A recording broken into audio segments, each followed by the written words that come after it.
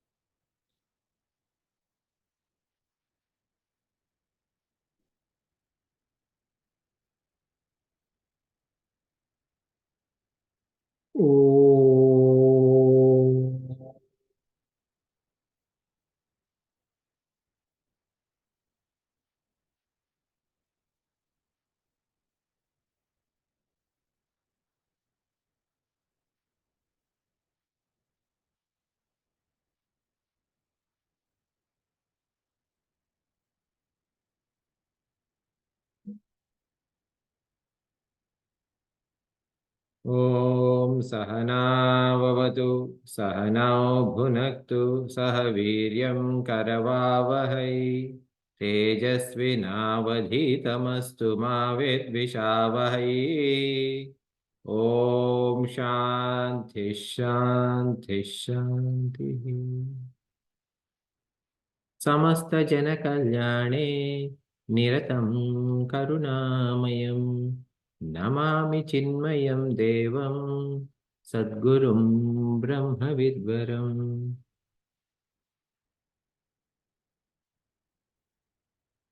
Hari Om and welcome back.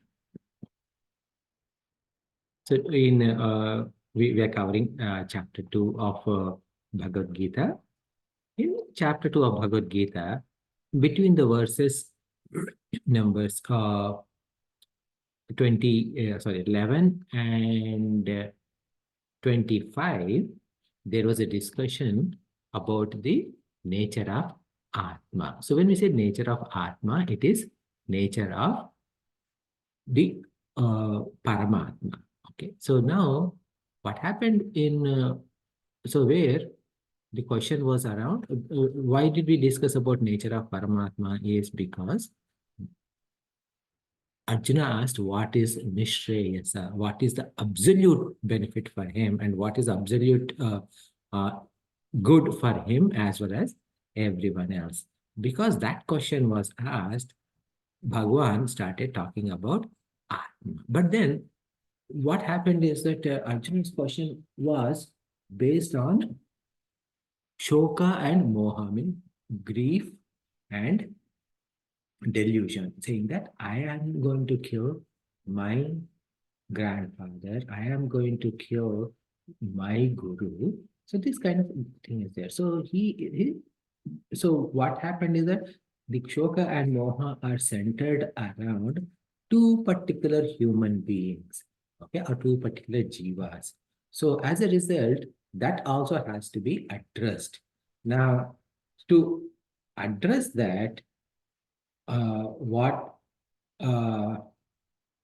Bhagwan did is that he started describing in case, okay, verse number 25, he says that in case if you are worried about this nature of jiva, jiva means which is containing our sukshma sharira, karna sharira, which means our mind and intellect, and all our vasanas, papa punyas, and this baggage that goes from one birth to another birth, one embodiment to another embodiment. If you are concerned about that, okay, even then it is not worthy of crying, or it is not worthy of grief, because this life and death is so much common to this jiva that it has experienced countless number of births and deaths since eternity, and it is likely to experience several more before it attains liberation. Okay, so that was where we were. And now today we are going to start with the shloka, the next shloka, which is verse number 27. Okay, so Shobhaji, do you want to chant after me this particular one? The next one we can ask Chanji to chant. Okay, Sure. so I'll break down the words. Jatasya hi dhruvo mrityuhu dhruvam janma mrutasya cha tasmat apariharye arthe na tvam shochitum arhasi. Okay. जातस्य हि ध्रुवो मृत्युः जातस्य हि ध्रुवो मृत्युः ध्रुवं जन्म मृतस्य च ध्रुवं जन्म मृतस्य च तस्मात् अपरिहार्यार्थे तस्मात् परिहार्येऽर्थे. So it is actually like I made a mistake. You too made a mistake. Tasmat apariharyarthe. Tasmad apariharyarthe. तस्माद् अपरिहार्य तस्माद् अपरिहार्येऽर्थे Natvam shochitum न त्वं शोचितुमर्हसि. So this idea again is the thought that we are, our current embodiment, our current life is so insignificant. This thought is present everywhere. So, for example, in Mandukya Karika, there is a shloka which says that Adavante chayana yannasti varthamanopi tattatha vitathai sadusha sato vitata iva lakshitaha. So basically what it says is that in the beginning and in the end, whatever isn't there, even in the present, it is same. What it means is that in the beginning, this body was not there. In the end, it is not going to be there. Hence, even if it is there, it is as good as it is not there. Okay? Which means whatever has a momentary existence, it isn't there. It is as good as the appearance of mirage water. It appears to be there, but it is not there. Okay, so this idea was there pretty much in all our Vedanta. So here, what you are talking about the body, right? So jatasya hi dhruva mrityu. He means because, okay, jatasya means birth, okay. So jatasya hi dhruva mrityu dhruvam, okay. So that means it is guaranteed that whoever is born must die. And janma mritasya dhruvam cha. It is guaranteed that whoever is dead must be born again. Okay. And so if you look at into the present and so at the time of birth, okay, so see, the thing is that like here, when we say jatasya dhruva mrityu janma mritasya dhruvam cha, meaning, when a person is dead, does it mean that he is born immediately as another being next time, like as this show in movies, a person is killed, and as soon as a person is killed, this side everybody is I don't know, crying or something like that. There in the very next shot, a mother in delivery room is uh, crying. She suddenly yells with pain, and the baby is born. Is that what it is? No, it is not like that. Okay, so that means that what it means is that the embodiment that happens at the time of the death of a human body is not necessarily of another human body. It can be of a higher realm, an embodiment into a higher realm or a lower realm. Okay, and how long one is going to be in that realm, nobody knows. but it is passing from one one embodiment to another embodiment, though that part is guaranteed. Okay, and this is a continuous cycle. And this apariharye tasmat, therefore, okay, tasmat apariharyante.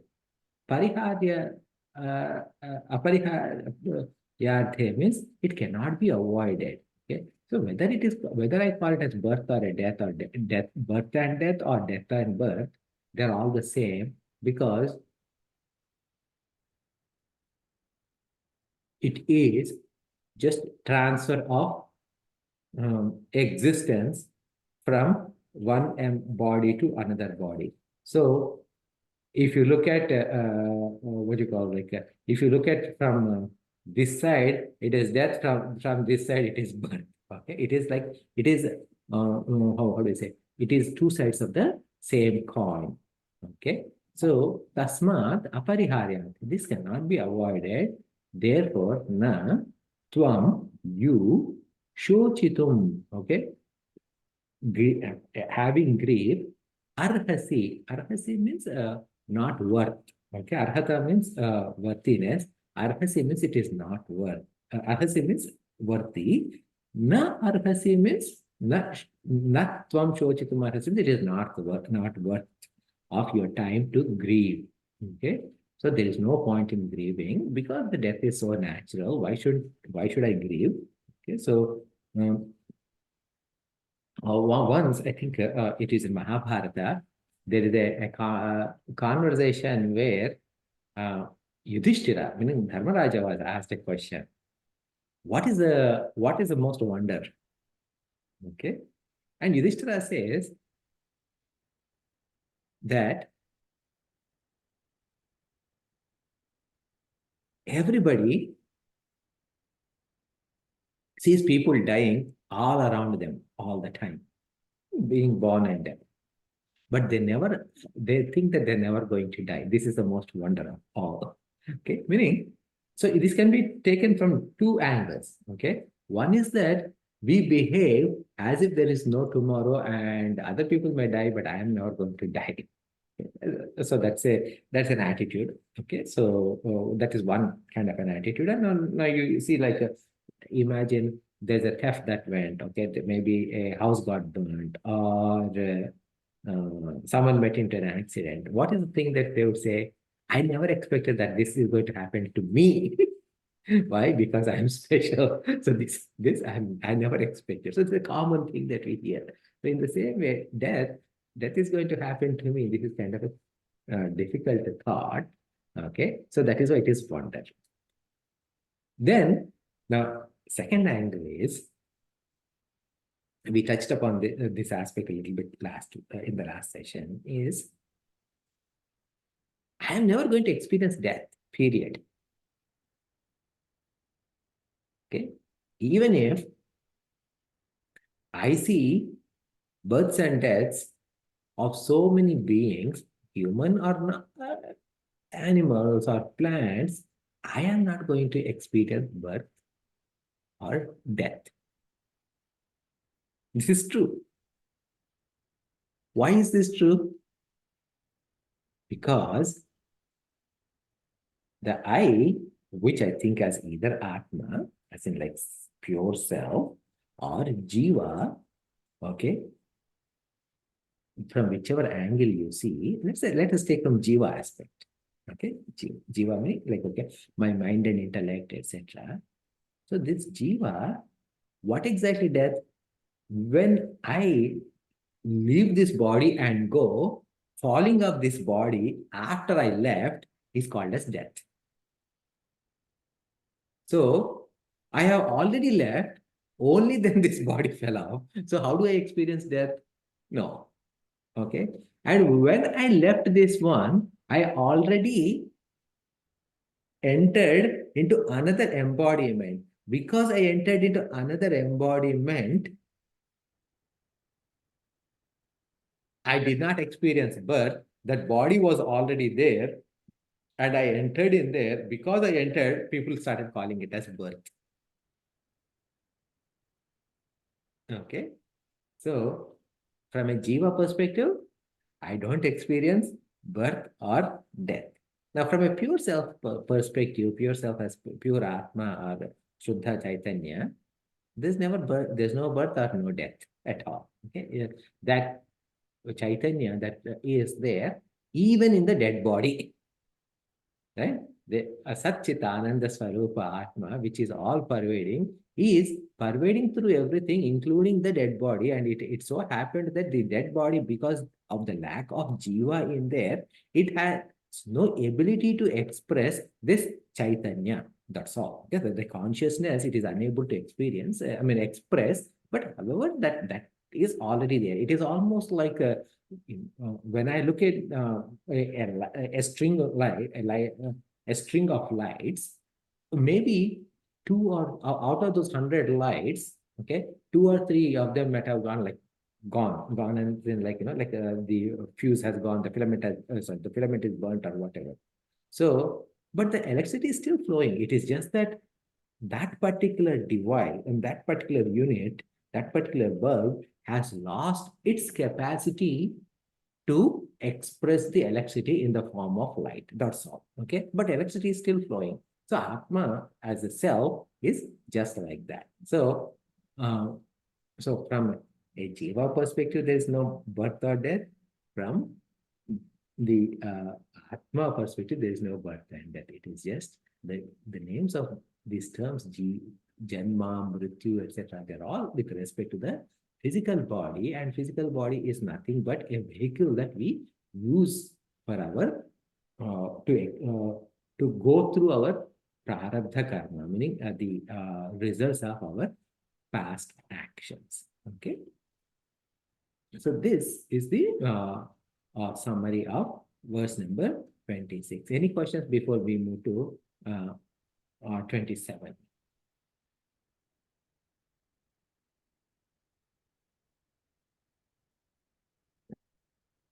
So, Chanji, can you repeat this next slok after me? You're on mute.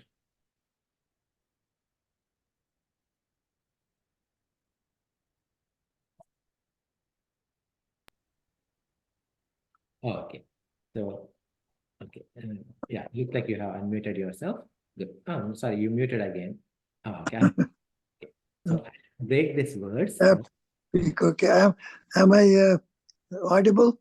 Yes, you are audible, sir. Yes. Okay. I don't see my face, but that's okay. Okay. So we are going to chant the, please repeat after me. I'll break down the words first. Okay. It is avyakta, adini, bhutani, vyakta, madhyani, bharata. Avyakta, nidhanani, eva, tatra, ka, paridevana. Okay. So these are the breakdown of the words. Avyakta, bhutani. Vyaktani, Madhyani, You repeat after me. Nidhani, Eva, Tatraka, Paradevana. Okay, thank you. Okay. So, Avyaktadini bhutani vyaktamadhyani bharata avyakta nidhananyeva tatraka paridevana. So here the play of the words is between Vyakta and Avyakta. If you see there's a Vyakta, Avyakta, Avyakta, Vyakta is there quite a bit, right? So Vyakta means manifest, Avyakta means unmanifest. Okay. So now what is Vyakta means is, what is Vyakta, what is manifest? Okay. Whatever has got a name and form and available for senses. So Nama Rupa Gunadibhi Vidyate iti Vyaktam. Okay, so that means whichever has a name, whichever has, you can see, that means Shabda, Sparsha, Rupa, Rasa, Gandha, these are all considered Vyakta, meaning all objects that we see around us, either it is audible, it is visible, it can be touched, it can be seen, okay, it can be tasted, it can be smelled, so these are all called Vyakta. Unvyakta means unmanifest, means which is beyond the senses. Okay. So now Nama Rupa Guna that we talked about, which is so sometimes what happens is that Avyakta also means a, they say, which cannot be seen but which cannot be thought about. Okay, which cannot be really understood also is Avyakta. Okay, for example, Maya is also Avyakta. Okay, Maya meaning because even though we say the world, entire world is Maya, what we are seeing is the effects of Maya, but we don't see the Maya itself. Okay, because Maya is made up of Sattva, Rajas, and Tamo gunas, and we cannot see those gunas. Okay? We can experience the effect of those gunas. Hey, I am feeling so sattvic now, okay, so peaceful now. I'm feeling so agitated now. That we can express, which are gunas, but we cannot see the origin of those, that Maya itself. Okay, so this is Vyakta and Avyakta. Now, once we understand what Vyakta is, which is manifest, Avyakta is unmanifest. Now, what is the shloka saying? Avyakta adini bhutani, meaning bhutani means beings, adini in the beginning, Avyakta, that means all beings, okay, all bodies that can be perceived from Maya, okay, okay, have birth from Avyakta. Okay, so here, interesting is that just like I said, Maya is Avyakta, all beings are coming from this Avyakta, meaning all the beings are coming from Maya. Meaning Maya is the cause of birth of all beings. Maya is the cause of birth of all beings. Huh. Okay. What is Maya? Other way to understand Maya is one of the other terms for Maya is avidya. Okay, avidya is also considered as Maya. Avidya means ignorance is Maya. Ignorance is Maya means what? I am the nature of Brahman. I am Brahman.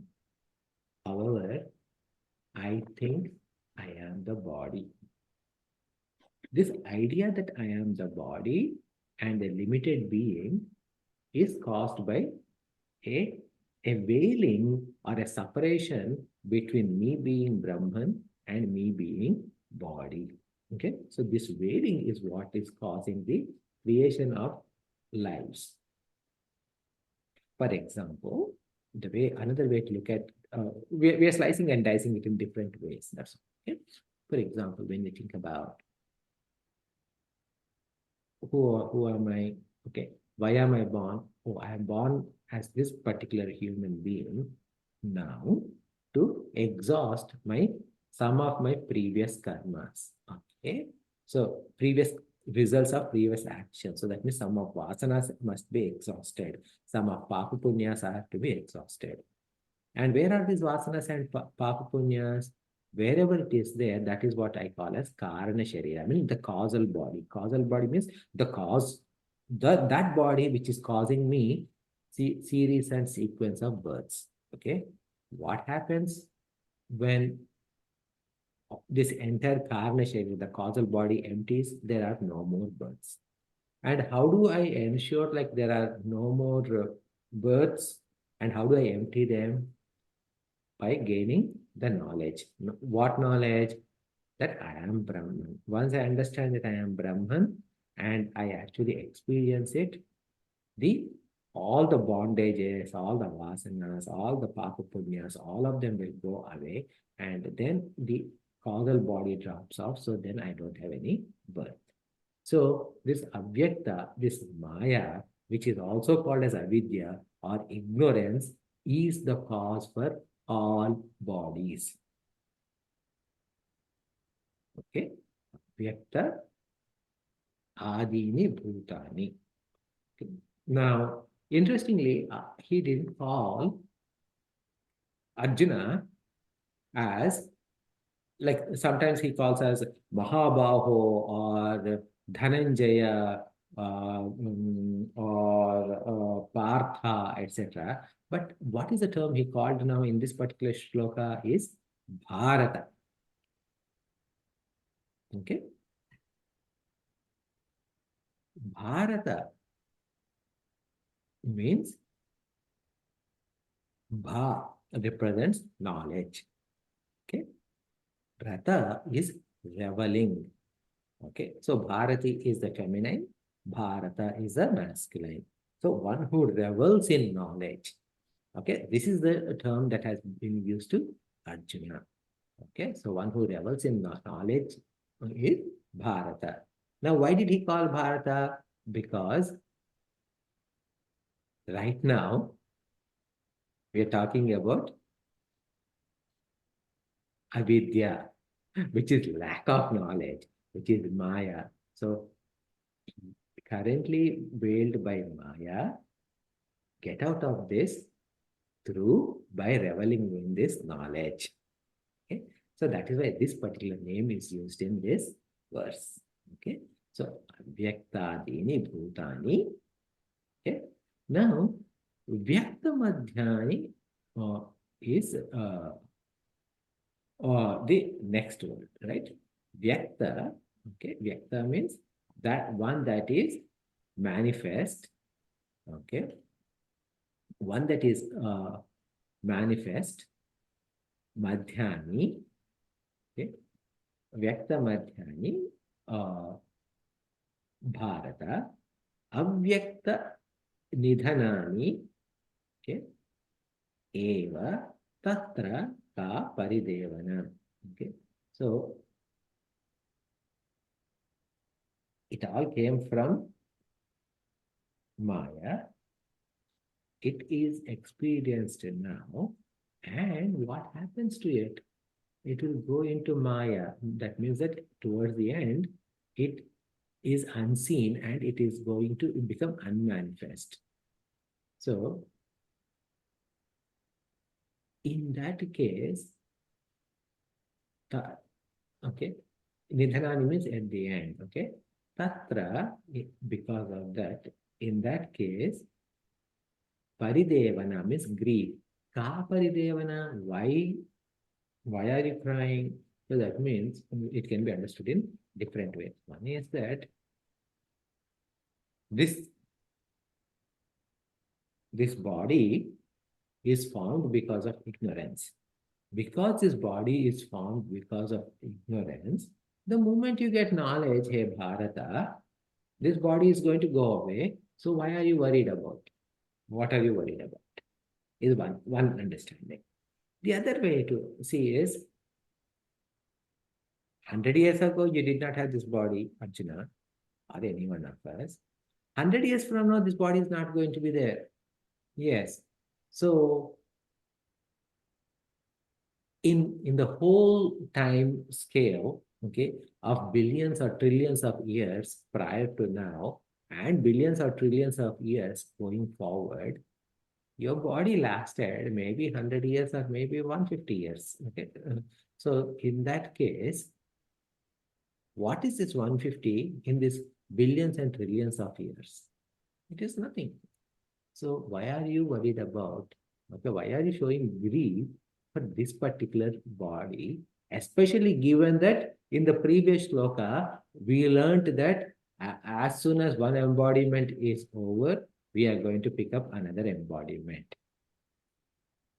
Okay, so therefore, you don't need to grieve. This is what Bhagavan is telling to Arjuna. Any questions on this one?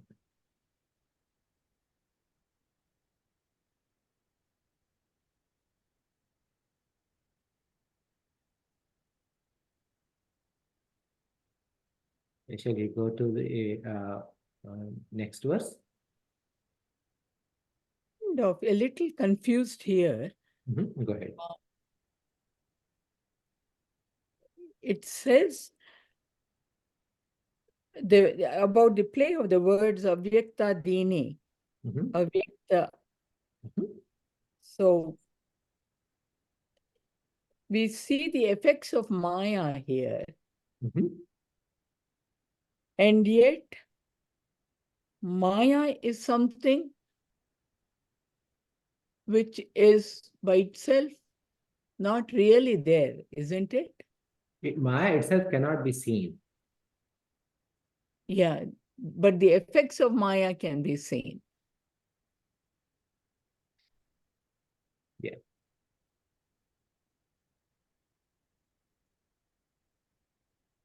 So, question though, what do we need to talk about, Kind Shobhaji? of, I have to go through your explanation once again to really understand this particular shloka. Is there any clarification I can give now? Um,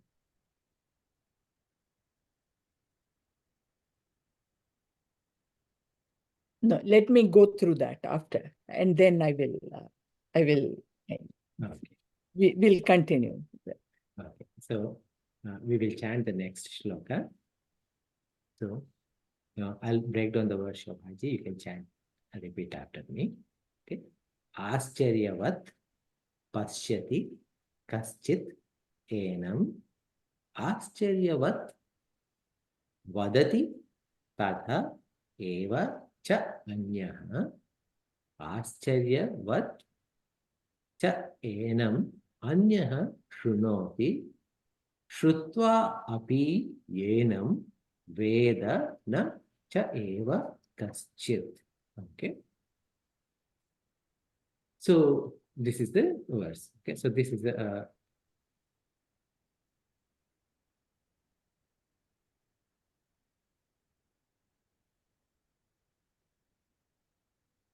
आश्चर्यवत् पश्यति कश्चिदेन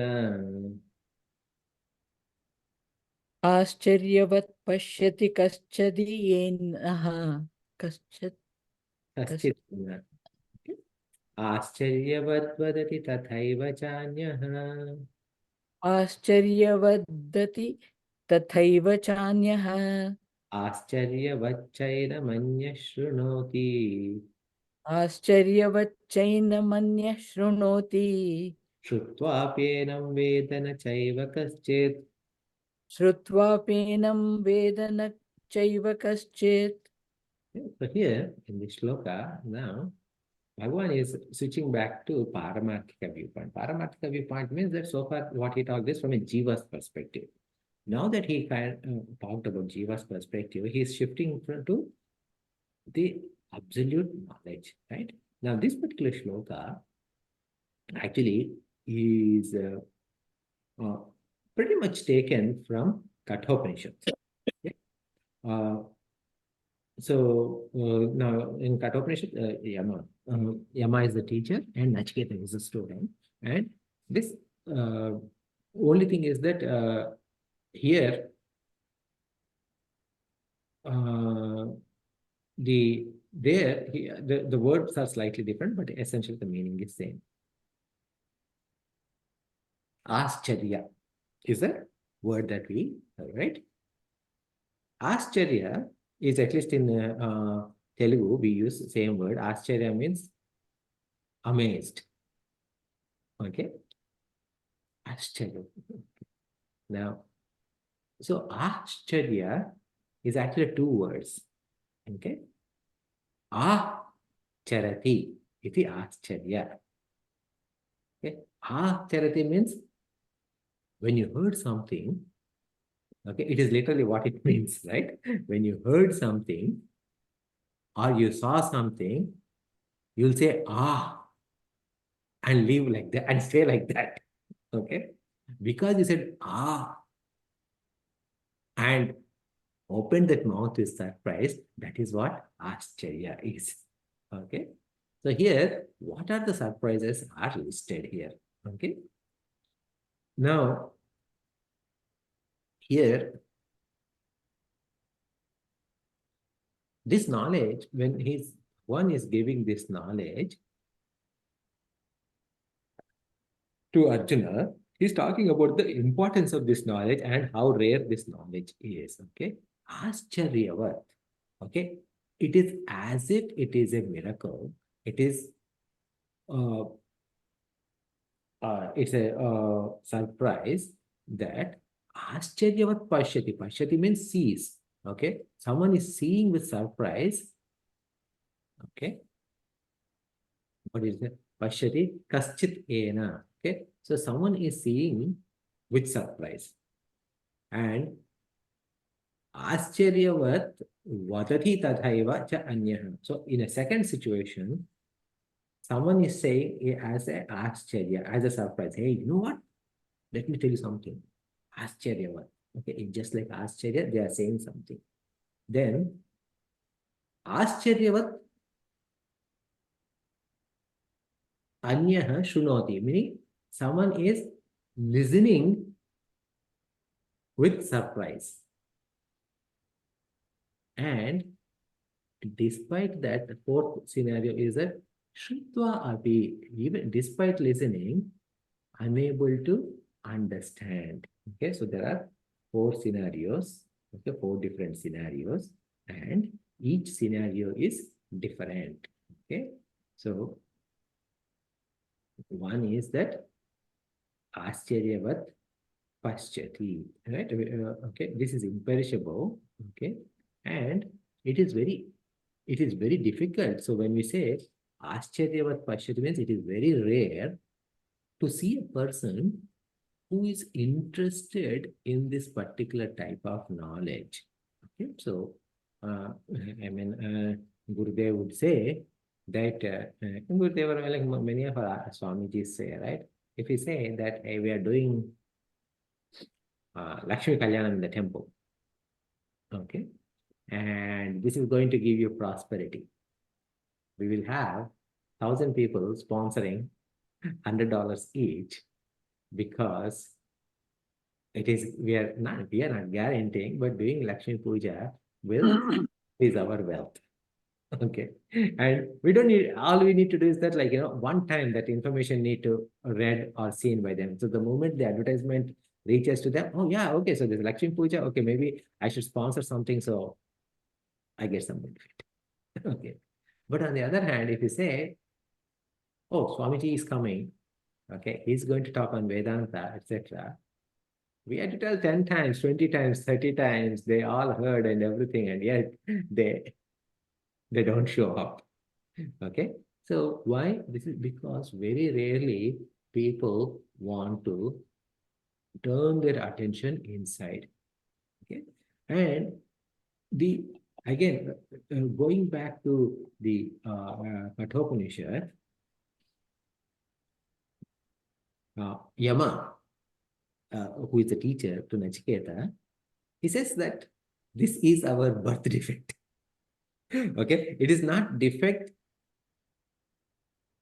in me personally, but it is the defect how the creator has created it, me. Okay, how is it possible? Because all my senses, all my five senses are outward facing, Shabda, Sparsha, Rupa, Rasa, Gandha. So I'm trying to experience the world from outside. However, for me to understand myself, I need to turn on all these five senses and I need to turn them inside, within me. Okay. And if Bhagwan, the creator here in this particular case, like Brahmaji, the one with four heads, since he created all the senses going outwards, whereas the reality is inside me. So as a result, there is a creator-based defect. Okay, a manufacturing defect is there in us. Because of that, it is very difficult for us to go inward and experience the real nature of me. This is what Yama says in Kathopanishad. So because of that, someone tries to understand about their own self. This is what is Ascharya. And it is difficult to see such a person who is interested in finding himself or herself. Okay, so that is scenario number one. Scenario number 2 is Ascharyavat cha enam anya shrunoti. Okay. Now, this to understand this shrunoti means who it is difficult to listen to this. Why is it difficult to listen to this? Okay, you can be thinking is that okay, yes, Venkat is not a qualified teacher or something, but like I just got up and logged in into Zoom, and here I am. It is very easy for me to listen, right? So why it is the Ashcharya is listening to this knowledge actually means we should have a this knowledge can be actually understood. Okay? So that means that again, it's not like I understood knowledge either, right? Me as Venkat, no, like I'm just repeating whatever my teacher has said with the hope that by repeating what my teacher has said and re-experiencing and reliving and reaffirming this, hopefully I get better. So that is what me as Venkat has this personal selfish motive, right? But now, Ascharyavat enam shrunoti means that for someone to actually understand this, we need to have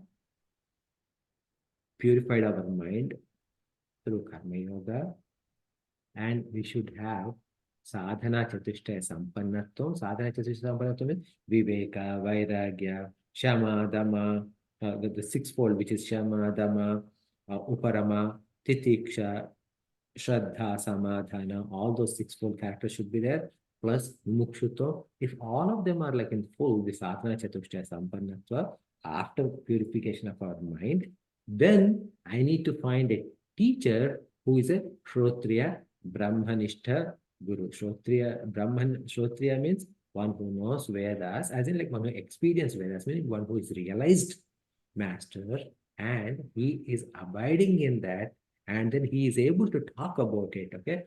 Finding that kind of a teacher, okay? And learning from them, listening, that itself is very rare experience, and that is Ascharya. Okay, that is a miracle. Okay. That is the second scenario. So one is ability to even to think about this knowledge is one level. Now, once in a while, someone can actually think about it, but even after you thought, becoming fit to get that knowledge and finding the right teacher is a second level of, okay, this one. Now, the third one is talking about Guru. Ascharyavat vadati tatha eva cha anyaha. Ascharyavat vadati tatha eva anyaha means it is very difficult to find a guru who can explain this knowledge. Why is it? Why is it difficult for a guru to explain this knowledge?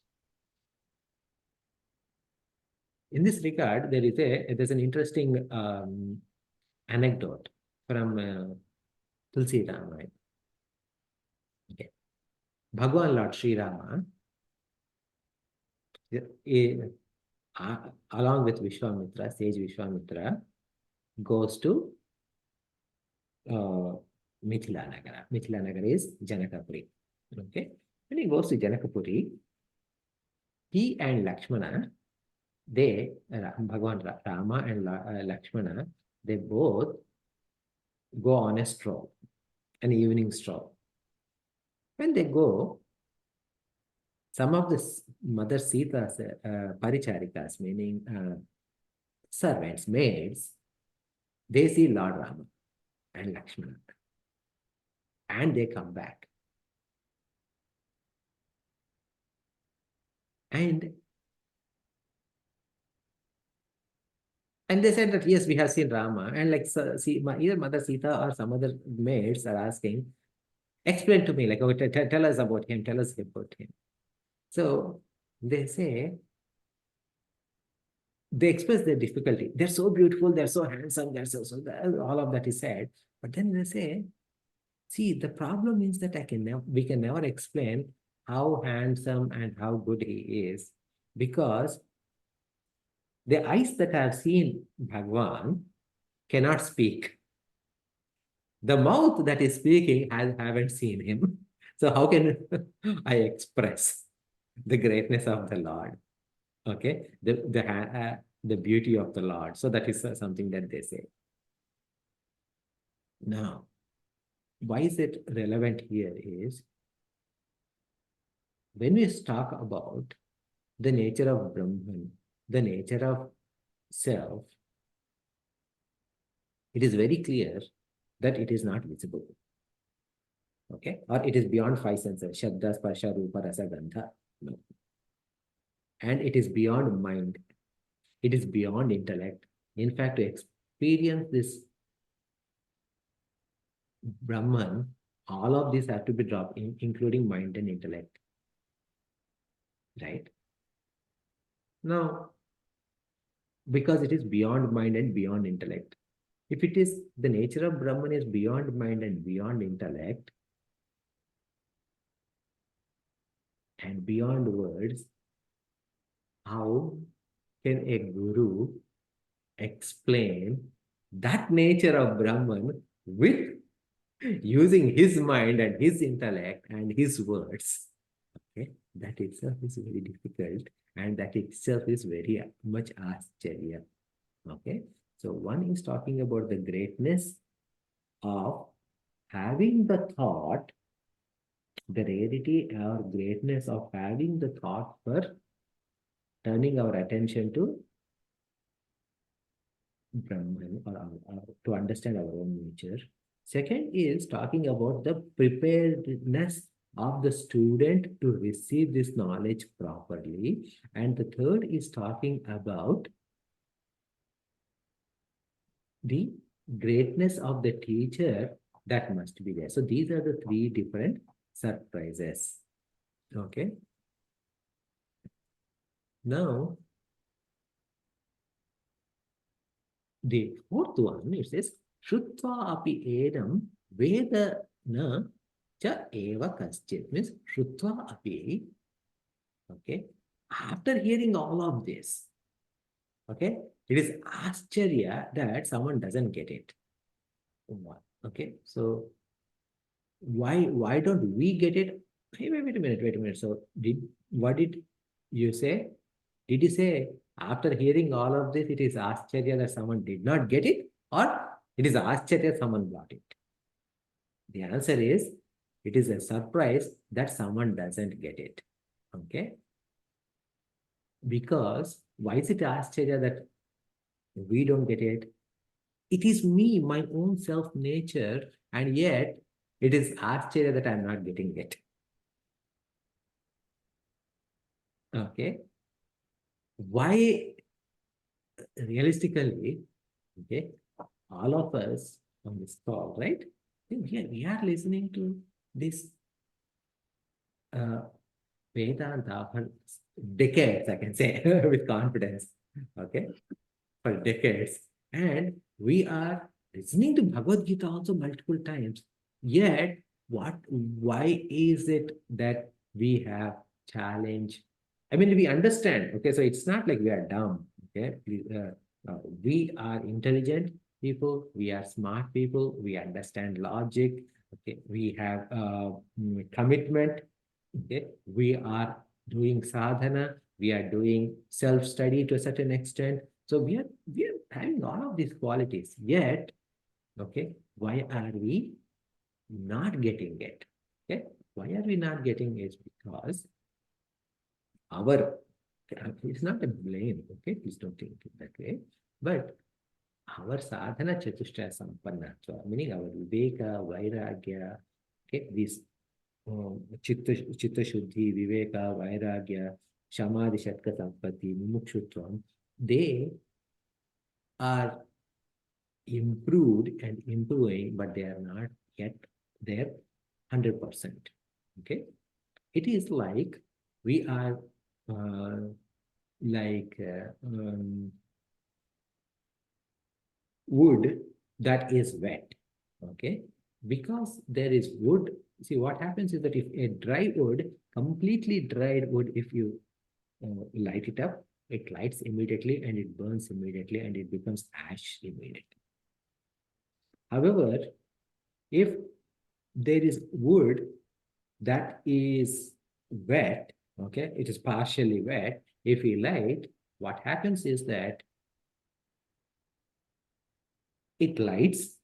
However, there's a lot of smoke and it keeps on turning it off. Okay, you need to light it again, and then there's a little bit smoke, and then it turns off. Then it is little bit. So what is needed is that it has to be dried out completely. And right now we are like that wet wood, and all of this smoke is nothing but our questions. Like, no, I think I understand, but like I don't understand. I think I understood, but okay, I don't know how we got here. Yeah, okay. So all of this is happening. And then also the other challenge is that here is a big thing, right? When we say like, okay, how, despite knowing this knowledge, what happens?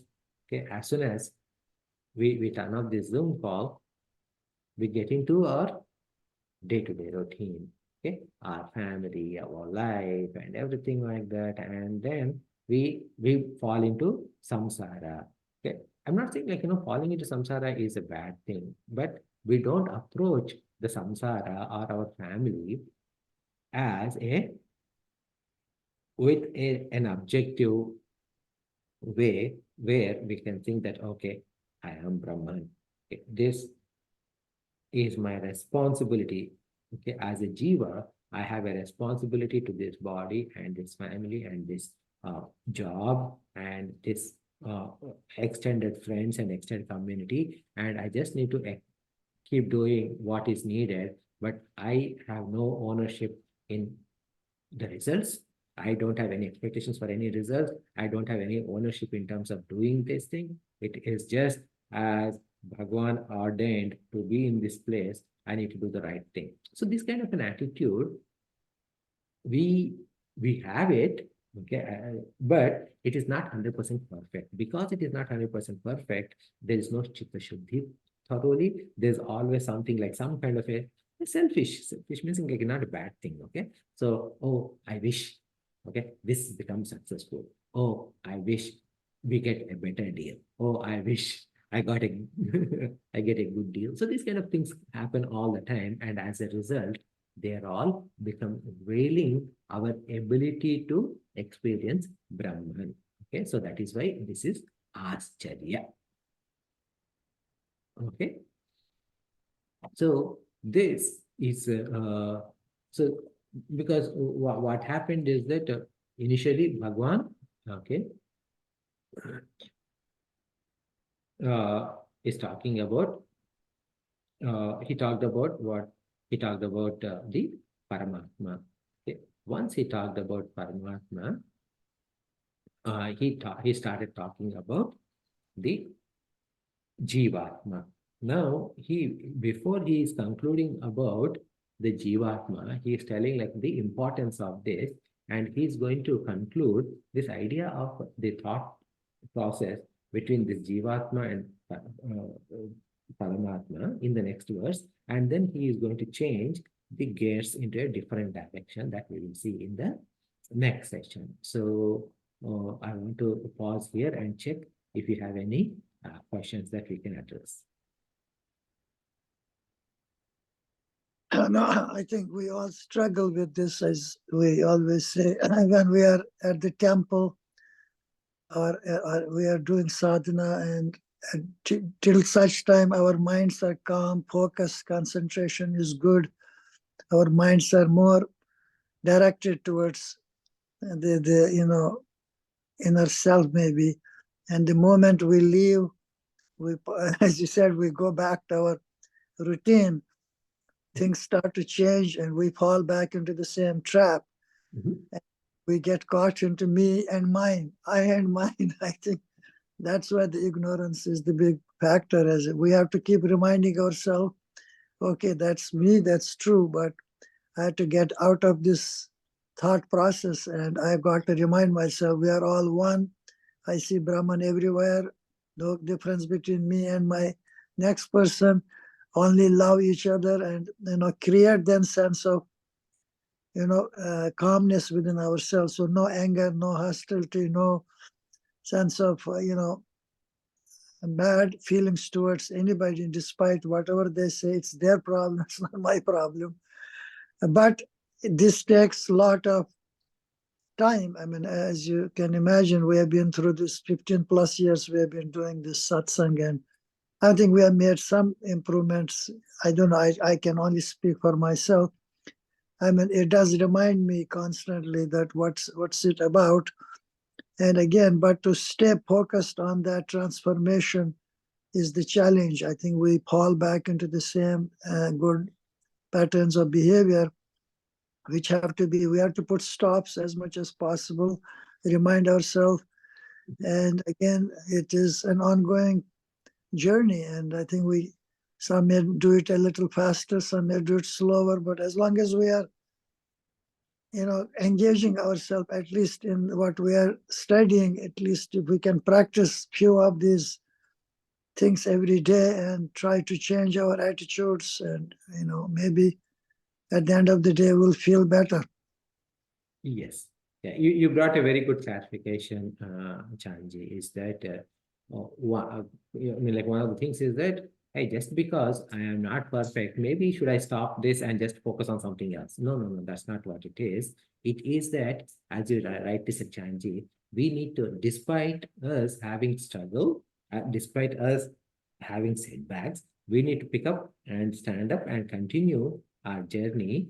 And this whole these satsangs, whether like whatever frequency we meet or something, right? What they're doing is that it helps us reinforce the nature of the reality. It helps reinforce us to recommit ourselves, maybe for the next day, maybe for next hour or something like that, for a short period, and also in the long term, right? Because we are thinking about it, we are analyzing it, and we are being soaked in this understanding the nature of our own selves. Once we start understanding, that starts permeating into our day-to-day life. It starts permeating into our thought process. It starts permeating into our whole existence, and eventually will be able to purify our mind enough for us to completely absorb in our true real nature and get liberated.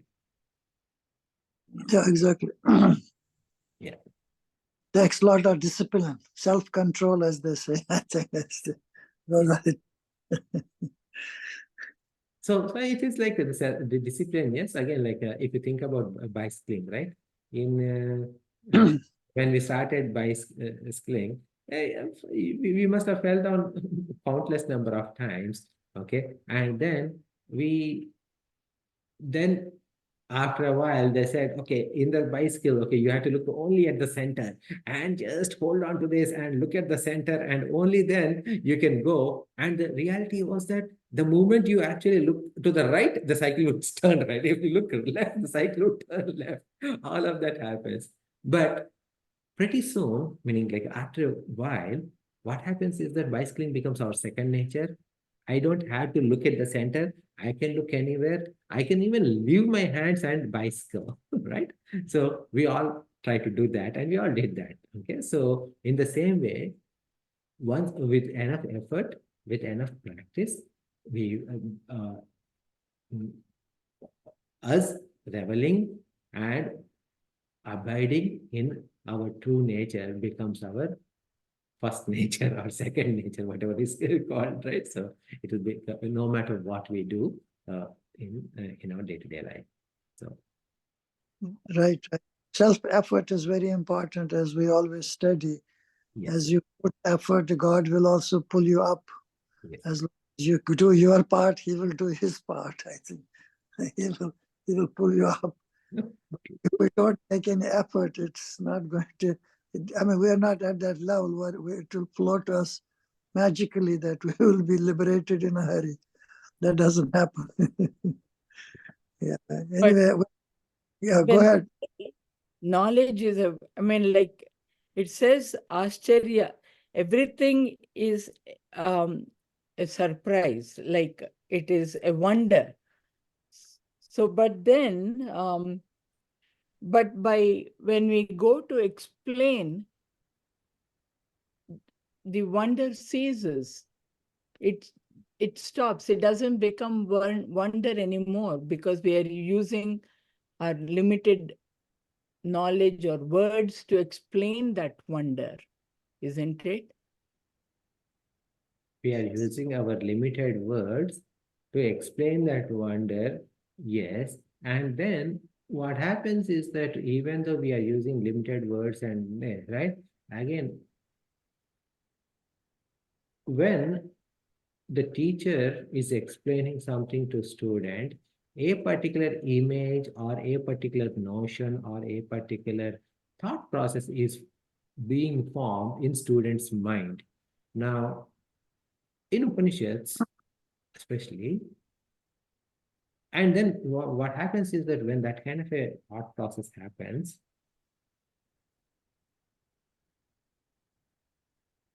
because there are certain notions that are being formed in student's mind, the student can assume wrongfully that whatever he understood is as Brahman. And Vedanta or Upanishads want to ensure that if you understood Brahman, okay, if you think you understood Brahman, you did not understand. Okay, so in fact, in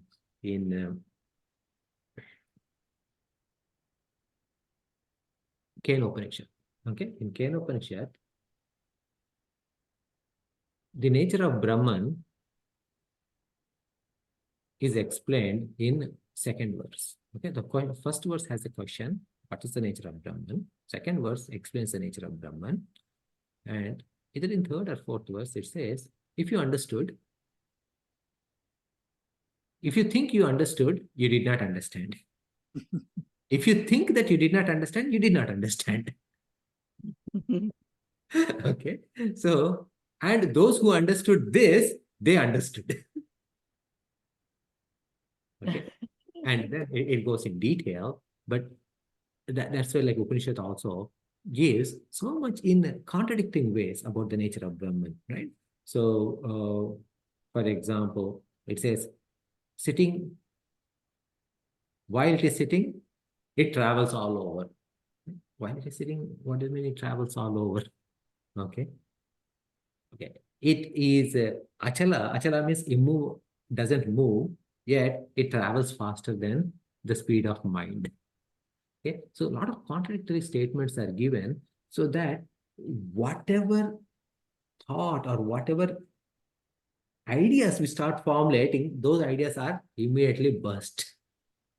Okay. So that is that is where the greatness of that Mahatma who can explain the nature of Brahman in such a way that student can, again, I understand is wrong word, can start experiencing aparokshanubhuti, this is what we say, right? Which is a direct, non-indirect experience. Okay. He goes through that. Okay, so that is why it is Ascharya.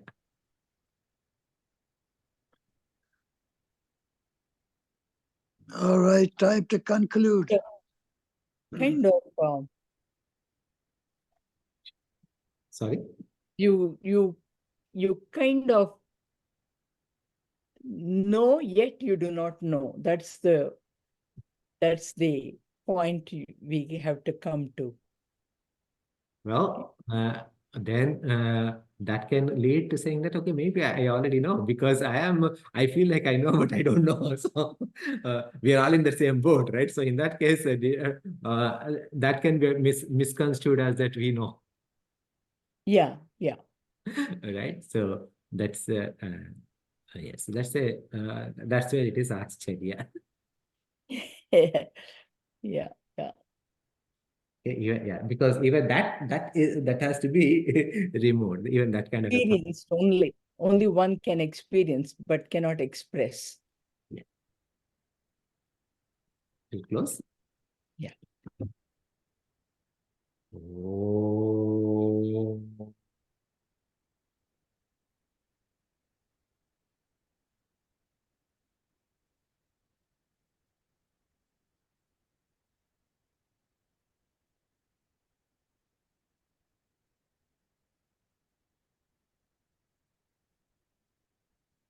पूर्णमदः पूर्णमिदं पूर्णात् पूर्णमुदच्यते पूर्णस्य पूर्णमादाय पूर्णमेवावशिष्यते ॐ शान्ति शान्ति शान्तिः हरिः ओम् श्रीगुरुभ्यो नमः हरिः ओम् Thank you. Next time is on a Tuesday, right? That is correct. Yes, Chanji. Okay, I will try to make it. Okay, thank you. I'll send a reminder. Hari Om. Hari Om. Thank you. Hari Om. Good Hari night. Om.